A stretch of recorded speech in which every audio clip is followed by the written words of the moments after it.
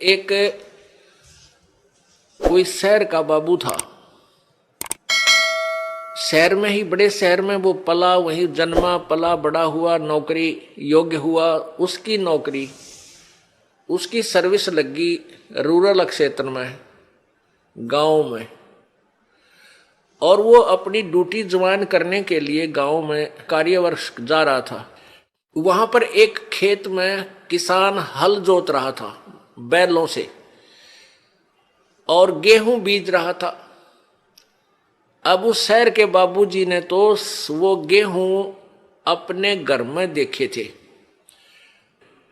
उसमें से मां निकाल कर देती थी, नौकरानी आटा पिसवा लाती थी और माता बना के भोजन दे देती थी। वो बाबूजी खा कर और बड़ा हो गया था। उसने ये नहीं पता था ये गेहूं कैसे उत्पन्न होता है, कैसे बनता है। और जैसा भी अपना व्यवहारिक ज्ञान उसको था कि भी गेहूं की बड़ा अभाव है अपने भारत में और इसको बर्बाद नहीं करना चाहिए, बड़े संभाल के रखना चाहिए। क्योंकि वैसे माता पिता भी कहते हैं भाई अन्न को बर्बाद नहीं करना चाहिए, बड़ा ये जीवन दाता है। तो वो भी भावना उसमें थी। उसने क्या देखा कि किसान एक थैले में कणक गाल के, गेहूं डाल के और एक पाइप के द्वारा बैलों के पीछे हल पर लगे हुए उस पाइप में से और मिट्टी में वो गेहूं डाल रहा है, मिट्टी में डाल रहा है खेतों में। और कुछ गेहूं अलग रखे हैं जिनको दूसरी ट्रेन में वो उठाएगा। तो उसने देखा कि भाई ये आदमी के क्या मिट्टी में क्या डाल रहा है। उसने देखा गेहूं रखे हैं, ये गेहूं ही बीज रहा है। तो उस किसान से कि मुट्ठी से भी उसने देखा गेहूं डालता, उसको पक्का हो गया कि ये आदमी मूर्ख है जो ऐसी बढ़िया वस्तु, खाने की वस्तु, अन्न गेहूं को और मिट्टी में डालने लग रहा। अच्छा पागल। अब उसको उस बाबूजी ने कहा उस गेहूं बीजने वाले हाली से, किसान से, कि भैया एक बार रोकना। अब किसान ने सोचा भाई शहर का आदमी दिखा है, कोई रास्ता पूछता होगा। उसने बैल खड़े कर लिए, रोक दिया हाल। हाँ बाबूजी बताओ क्या काम है। तो बाबूजी ने बोला अरे तू मूर्ख है क्या।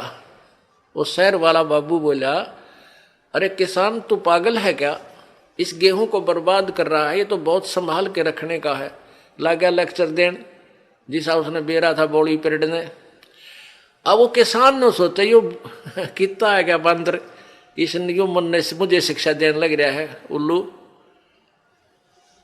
वो समझ गया कि उन्हें बोतलू है कह लेने देश ने सारी। वो जब सब अपनी शिक्षा दे चुका, जब पहले उसकी मूर्खता उसको पता लग गया कि भाई इसने पता ही नहीं होगा इस प्रोसीजर का।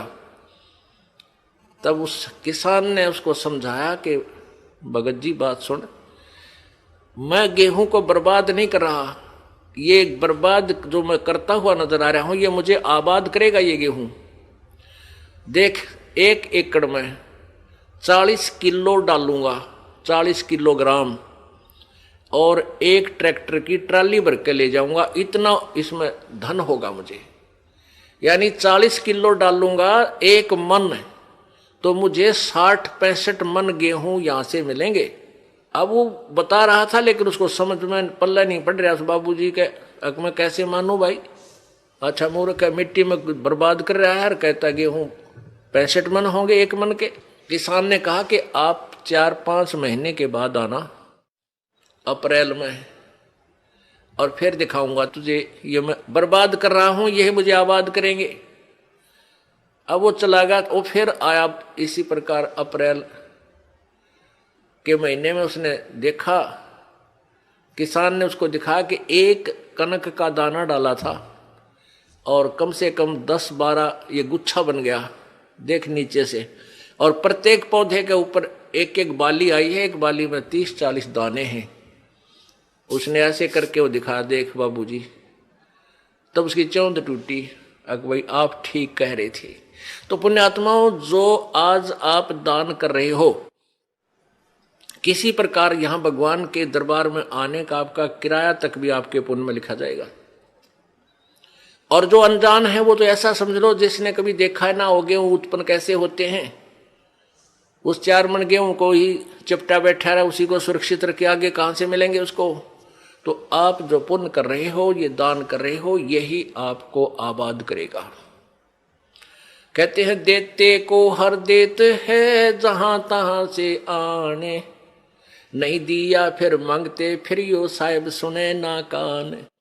जिन्होंने देखो आज एक तो इतना गरीब है, फाइनेंशियली इतनी वित्तीय हालत उसकी कमजोर है कि रिक्शा चला रहा है,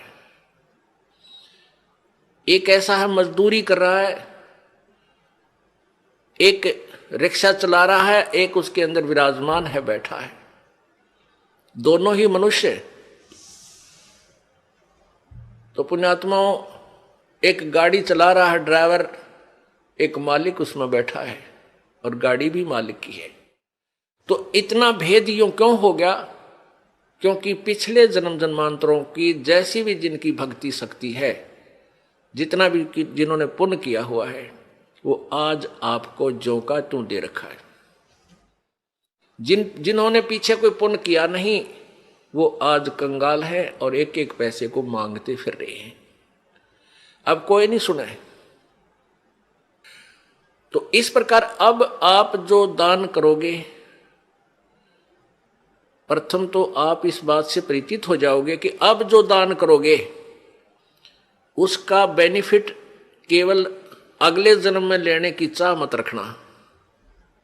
आप जो भी पुण्य करोगे या भक्ति करोगे, अपना जन्म मृत्यु का रोग कटाने के लिए ही करना। फिर रही बात आपको यहां की सुविधाएं, ये तो अपने आप मिलेंगी। ये भक्ति का जो बाई प्रोडक्ट है, यहां की सुविधा तो आपको फ्री ऑफ कॉस्ट देगा। ये भक्ति की विधि ऐसी है, ये भक्ति का वो यथार्थ वे है, पूजा का साधन है, जिससे आपको यहाँ की सुविधाएं तो अपने आप मिलेंगी, मांगने की आवश्यकता नहीं पड़ेगी आपको। जैसे गेहूं बीज दिया किसान ने, अब किसान का प्रथम उद्देश्य है कि भाई गेहूं हो, मेरा बालक मेरा परिवार भूखा ना मरे, हम जीवित रहें, अन्न को खाएं। और उसके साथ फिर भूसा और बन गया, वो तूड़ा बन गया, तूड़ा जिसको चारा बोलते हैं पशुओं का, वो तो पहले बना। उसका उद्देश्य केवल ये था कि मुझे गेहूं मिले। यहां भी आप देखते हो कि कई लोग ऐसे हैं पैसे वाले, इतना उनका बड़ा फार्म होते हैं, इन क्रेनों से कटवा डालते हैं गेहूं की बाली बाली निकाल लेते हैं और नीचे वो तूड़ा चारा काट कूट देते हैं, अंदर ही पड़ा रहता है। उनका उद्देश्य गेहूं बीजना ही था। और वो जो तूड़ा है, वो चारा, वो फ्री में होता है, वो अवश्य ही होगा। तो आप यहाँ संसारिक जो आपके ये कार कोठी और धन सुविधाएं आवश्यकता, ये तो तूड़ा समझो इस भक्ति का, ये चारा आपको आप पे मिलेगा। और असली धन है मोक्ष। जो बाली है वो गेहूं समझो मोक्ष है। हमारा उद्देश्य मोक्ष प्राप्ति रहना चाहिए, ना कि वो चारा ही प्राप्त करना। अगर चारा उद्देश्य रहेगा तो आप परिपक्व नहीं होने दोगे उस फसल को, गेहूं को, और कच्चे कोई पशुओं को डालकर आप भूखे मर जाओगे, कंगाल हो जाओगे। इसलिए हमने इस प्रोसीजर को पूरी तरह समझना है, और वो समझाने के लिए आपको यहां बुलाया जाता है। अब बताओ, हमने आपको यहां बुलाकर क्या क्या कराना है? कोई काम नहीं, कोई सेवा नहीं। सेवा तो हम आपको तैयार करें पावा सारी, बच्चे लग रहे हैं यहाँ, पुण्यात्मा जिनको पता लग रहा है कि ये सब अपने भाई हैं, सतलोक के वासी हैं। अब ये भूल भटक गए, यहाँ काल के जाल में फंसे हुए हैं, और इनकी जितनी हम सेवा करेंगे, ये मालिक के बच्चे हैं, परमात्मा लाभ देगा।